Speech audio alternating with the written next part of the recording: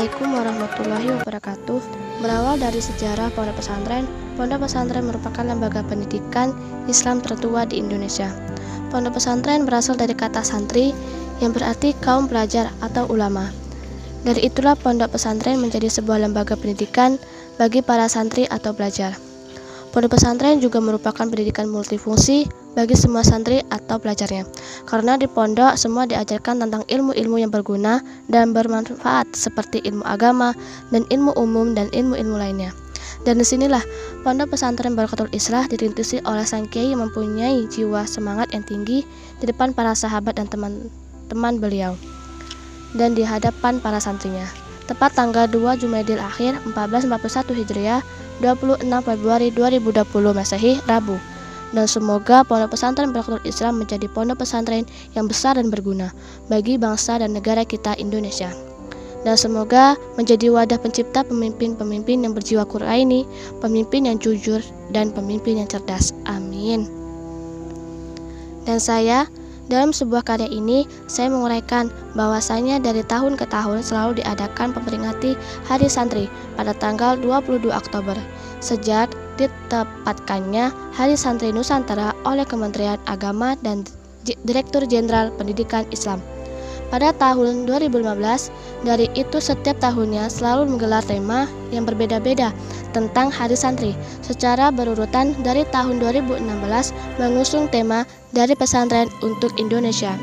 Kemudian di tahun 2017 mengusung tema Wajah Pesantren Wajah Indonesia.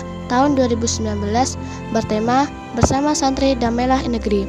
Dan tahun 2019 bertema Santri Indonesia untuk Kedamaian Dunia.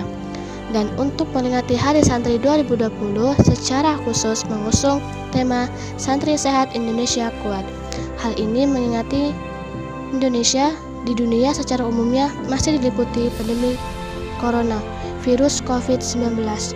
Isu kesehatan diangkat berdasar fakta saat ini bahwa dunia internasional tak terkecuali Indonesia saat ini tengah dilanda pandemi global virus COVID-19.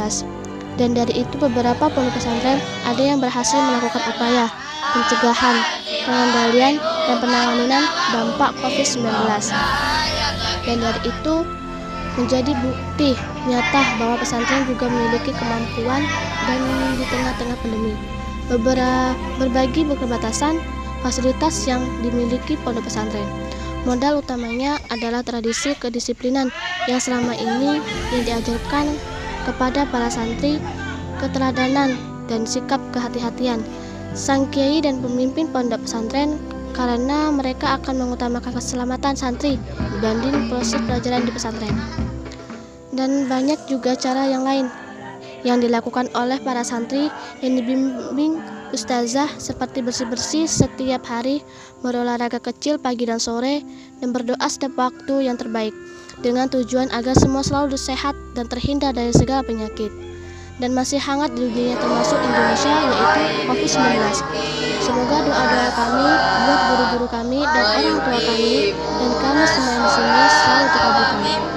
Dari sela-sela semua kegiatan kami juga masih banyak belajar ilmu-ilmu yang lain seperti Al-Quran, Kitab Kuning, dan terutama metode Amsilati, program unggulan. Pondok pesantren merupakan wadah yang tepat yang para penuntut ilmu agama, terutama santri, untuk memahami dan mendalami ilmu-ilmu agama yang lain. Seperti dalam mengolah, jika ibadah kita benar, maka kehidupan kita pun akan mengikut benar. Dan namanya kehidupan di pondok pesantren serta terbatas. Dari itu yang namanya santri seperti sudah akan terbiasa dengan kehidupan di pesantren yang serba sederhana dan menerima apa yang ada. Dari itu, di dalam jiwa santri pasti banyak rasa yang pahit di kehidupan dan akan terasa manis jika sudah selesai belajar di pondoknya. Tinggal meningkatkan kehidupan di luar pondok dengan bekal ilmu-ilmu yang sudah dipelajari di pondok pesantren.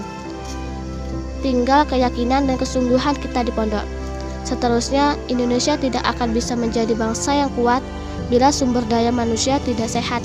Kesehatan masyarakat di Indonesia ditentukan oleh kesehatan dari inti terkecil, yaitu individu, selalu berbagi masyarakat dan kelompok yang besar. Menurut itu, ada dua hal yang dapat menentukan derajat kesehatan masyarakat, yakni pengetahuan dan perilaku sadar akan pentingnya kesehatan. Kesehatan tidak bisa bergerak sendiri, membutuhkan bantuan sektor lainnya. Kesehatan bukan segala-galanya, tetapi tanpa kesehatan semua tidak akan ada artinya. Bangsa yang maju, bangsa yang kuat adalah bangsa yang sehat. Jadi, tanpa kesehatan, jangan harap negara maju.